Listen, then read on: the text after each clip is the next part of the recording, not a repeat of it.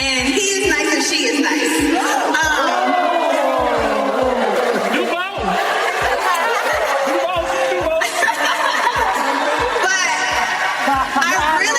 Wanted to make sure that these were normal people. And what I talked about with my therapist the other day was I'm having a hard time opening up because they're not narcissists. For years there were whispers.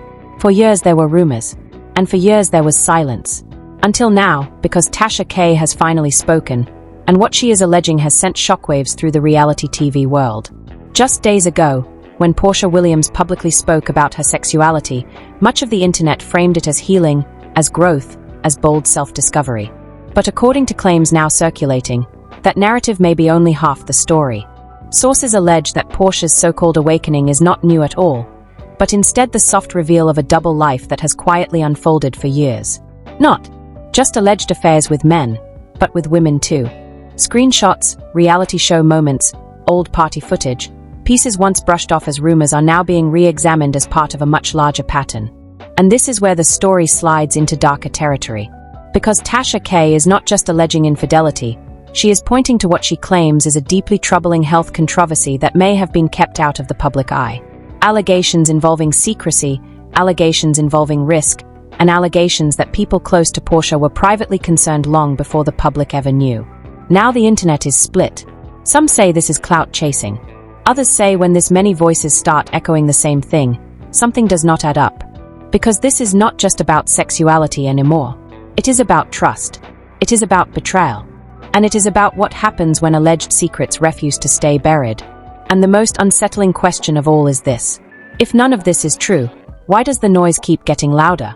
Music cuts, screen fades to black, text on screen.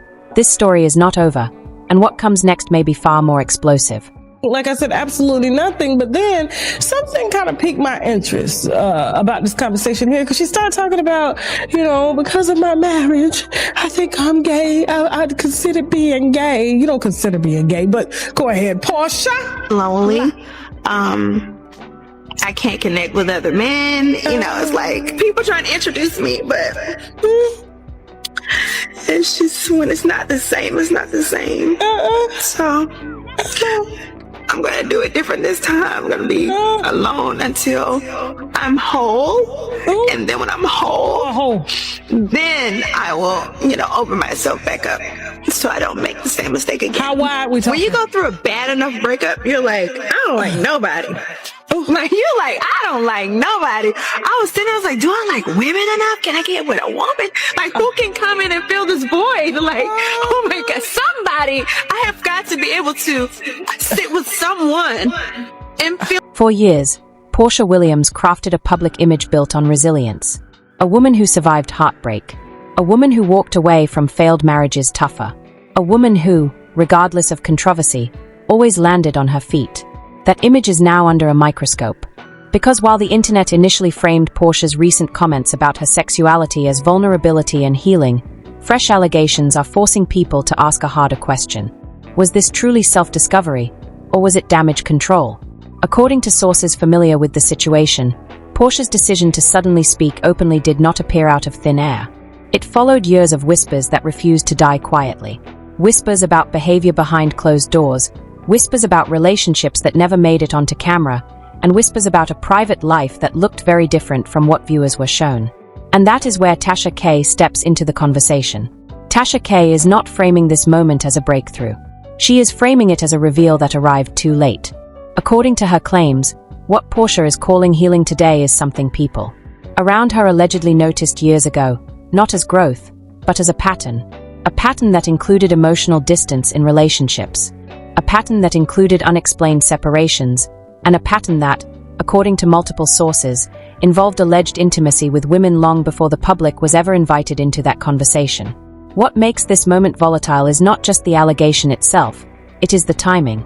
Because just days after the internet applauded Porsha for finding herself, critics began pointing out something unsettling. Her words sounded less like discovery and more like justification. It'll come. But I'm like, And I think that now that I'm realizing that, because what I've decided is that I'm not going to look for it anymore. So I'm not going to like push myself into dating or anyone or trying to figure out, who do I like? Who could I be around? Because this is probably also part of healing. Healing. I mean, just sitting with this.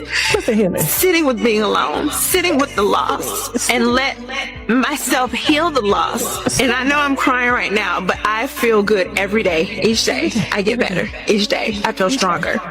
Alone, she talks about healing, loss, and emotional exhaustion. She admits it is hard. She admits she cries. She admits that loneliness has become part of her daily life. On the surface, it sounds sincere. But critics argue that this moment was not about healing. It was about resetting the narrative. Because instead of addressing specific rumors or past behavior, the focus shifts to emotion, pain, vulnerability, isolation, and that shift matters. In media strategy, emotion often replaces explanation when explanation becomes risky.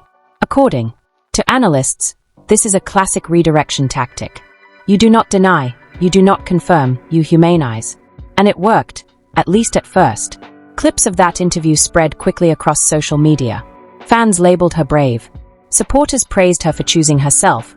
But others were not convinced because those same people had been watching something else unfold quietly in the background.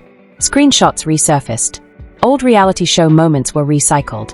Party footage from years ago suddenly looked different when viewed through a new lens. Moments once dismissed as jokes. Interactions once written off as playful now appeared to some as pieces of a much larger puzzle. According to sources close to production circles, there were long-standing conversations about Porsha Williams' behavior that never made it to air, conversations about boundaries, conversations about blurred lines, conversations about cast members who allegedly felt uncomfortable but stayed silent to avoid backlash. Those stories were never confirmed. They were never denied. They simply stayed buried until now. And this is where the narrative turns darker because Tasha K is not only alleging infidelity, she is alleging exposure. According to her claims, some of the people closest to Porsha Williams were privately concerned about more than just cheating. They were allegedly worried about health risks that were never publicly disclosed.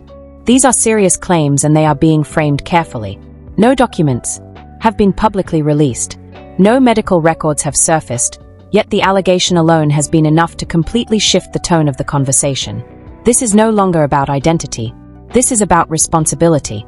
According to sources, questions were raised behind the scenes about whether individuals involved with Porsha Williams were fully informed about potential risks. Those questions were allegedly brushed aside, ignored, or minimized. And this is where the conversation becomes deeply uncomfortable.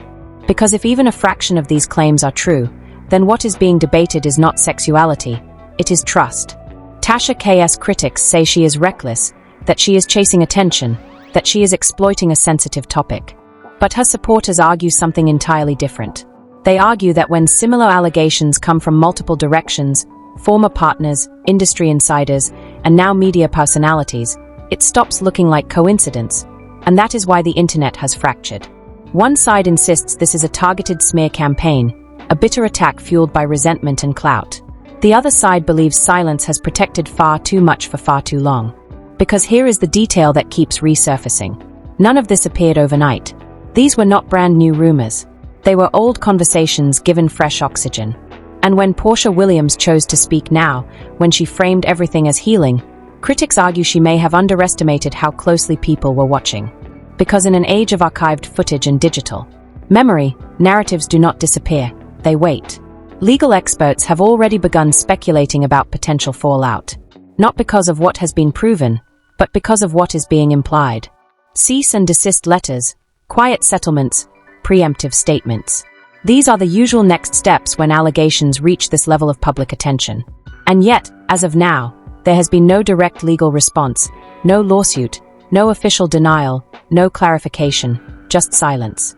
And silence in moments like this is never neutral. Because while statements remain absent, something else continues to grow louder. Fear. Fear that more footage exists. Fear that private messages could surface. Fear that people who once stayed quiet may decide they are done protecting someone else's reputation. This is about positioning. Porsha Williams positioned herself as healing. Tasha K positioned herself as exposing, and the audience is left stuck in the middle, trying to decide which version feels closer to the truth because the most disturbing question still has not been answered. If all of this is false, why has it not been shut down? And if even part of it is true, how long before the next leak forces the conversation into territory no one can control? Because what started as a conversation about identity has become something else entirely. It is a test of credibility, a test of accountability, and a test of how many secrets can stay buried once silence finally breaks. And this story is only getting started. By the time the conversation reached this stage, the narrative had already moved beyond healing. It had shifted straight into contradiction. Because while Porsha Williams framed her recent comments as personal growth, critics began revisiting something far more uncomfortable, her past. Not old tweets, not out-of-context jokes, but public statements made on record. And that is where the narrative truly began to fracture. According to those analyzing the situation, the issue is not that Porsha Williams spoke about her sexuality. The issue is how sharply that conversation clashes with her previous public stance. And this is where Tasha K shifts from observer to accuser. Ho!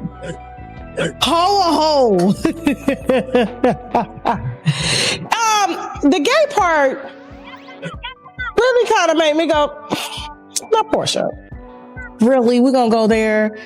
We're gonna go that you've been abused by so many men, even though you went looking for this lady's husband. Got him, didn't even tell him why you wanted a divorce. Didn't even tell him you wanted a divorce, just divorced him. Didn't answer no question. It's about, oh, you're hurt, you're going through so much. And now you're like, will a woman be with me? Wasn't there talks, I think, between her and Drew of Porsha allegedly like sleeping with women, or was it Candy? It was one of them. It was one of them. In this segment, the tone sharpens. The host openly questions why Porsha Williams would suddenly drag sexuality into the conversation now, especially after years of sidestepping similar rumors. The framing is obvious. Really, we're going there. The implication is not curiosity, it's pure skepticism. According to the commentary, this moment reads less like honesty and more like repositioning, an attempt to spin long-standing rumors as self-discovery instead of accountability.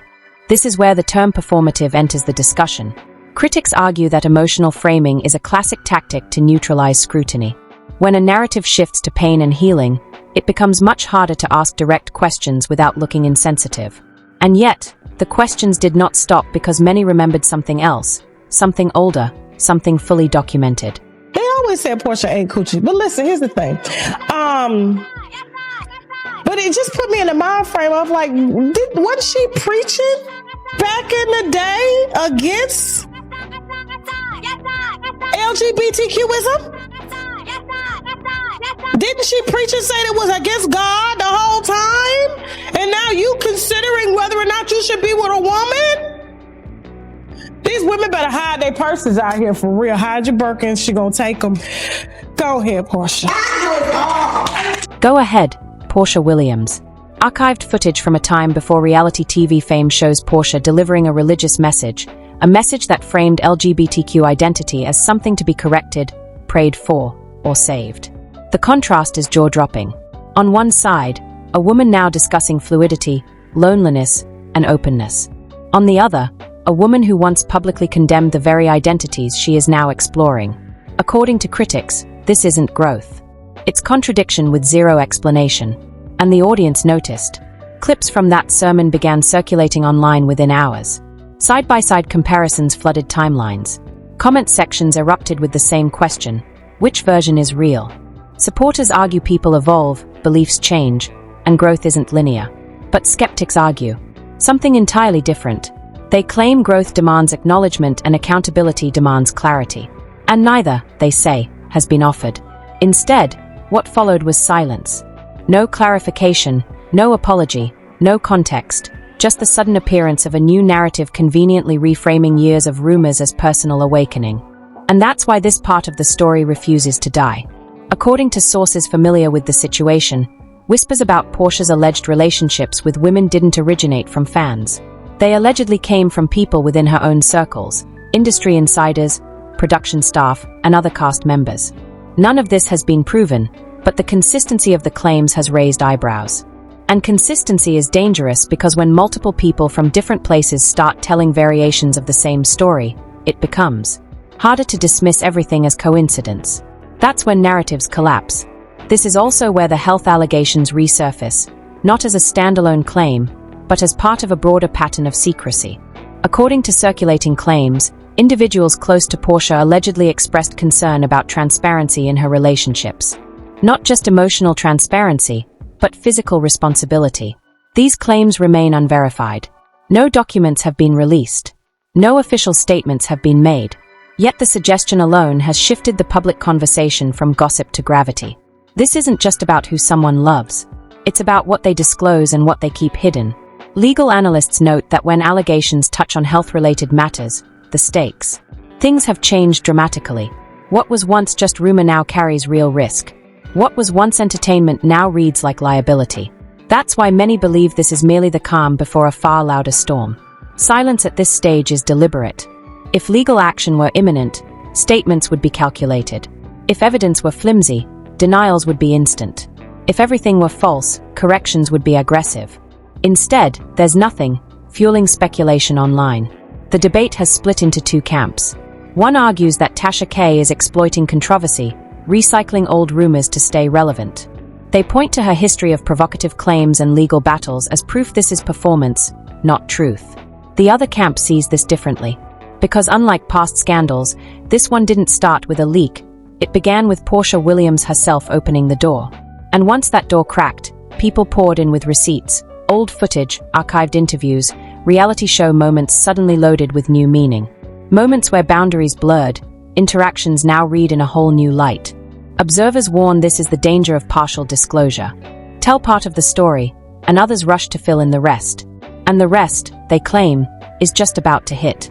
Privately, industry insiders are reportedly bracing for fallout, not public fallout, legal fallout. Because when narratives spin this fast, someone inevitably tries to regain control. Cease and desist letters are usually the first step. Quiet warnings, private calls, and yet nothing has surfaced. Which raises the question, is someone hesitating because they aren't sure what else might emerge? Because the fear now isn't just allegations, it's evidence. Videos that haven't leaked, messages that haven't surfaced, people who haven't spoken. It's pressure. Pressure quietly building behind closed doors. Pressure on reputations. Pressure on alliances. Once a narrative collapses publicly, it rarely rebuilds smoothly. And right now, the cracks are glaring. The past doesn't match the present. The sermons don't match the statements. The silence doesn't match the noise. And until those contradictions are confronted head-on, this story will only grow. Not because of rumor, but because of the questions left unanswered.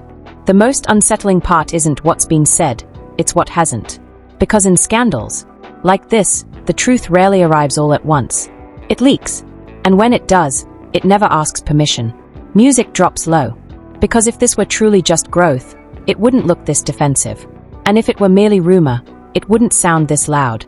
Some stories don't vanish. They wait. By now, the conversation had surged far beyond speculation. What began as whispers hardened into patterns. What started as curiosity turned into doubt, and what was once dismissed as rumor began to feel calculated. After the interviews, after the resurfaced footage, and after the contradictions were exposed, something unmistakable happened. The noise didn't fade. It intensified. Observers noted a familiar shift, one that often emerges when public narratives reach a breaking point. The tone changed. Not louder, not messier, but quieter, controlled, deliberate, and silence followed. No emergency statements, no extended clarifications, no direct responses to mounting claims, just carefully chosen appearances, carefully worded posts, and an obvious avoidance of specifics. According to media analysts, this kind of silence is rarely accidental. It's strategic, because when allegations grow too tangled to deny outright, the safest move is often to say nothing at all and wait for attention to drift elsewhere. But here, attention refused to move. Instead, people began connecting dots. They revisited timelines. They rewatched old episodes. They compared language then versus now. And what many noticed was a recurring pattern of selective disclosure. Moments when questions were answered vaguely. Moments when emotional framing replaced factual clarity. Moments when accountability was sidestepped in favor of sympathy. According to critics, this wasn't accidental vulnerability, it was narrative management.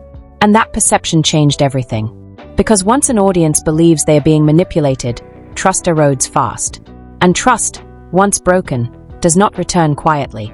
At the center of the storm are two opposing forces. On one side, Porsha Williams, a reality TV figure whose brand has long been built on openness, relatability, and emotional access. On the other, Tasha K., a controversial commentator who thrives in the uncomfortable space between allegation and exposure. But this story is no longer about either woman individually. It's about what happens when public personas collide with unresolved histories. Because according to sources close to the entertainment industry, the real concern isn't what has been said, it's what hasn't.